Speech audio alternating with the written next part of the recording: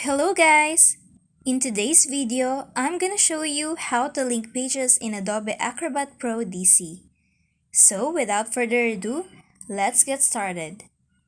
So first, click on Tools tab. And then click on Edit PDF.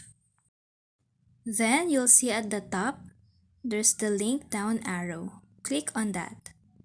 Then select Add or Edit Web or Document Link. And then after that, you can go ahead and drag a rectangle to select the words you want to be an external link. When the Create dialog appears, what you're going to do is to select the link type. And you want to select Invisible Rectangle.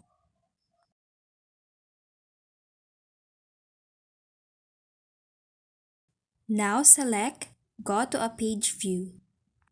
And then select the next button. And then you can now use the scroll bars, mouse, and zoom tools to select the target view. Then press Set Link to create the link destination. Thank you for watching! Don't forget to like and subscribe.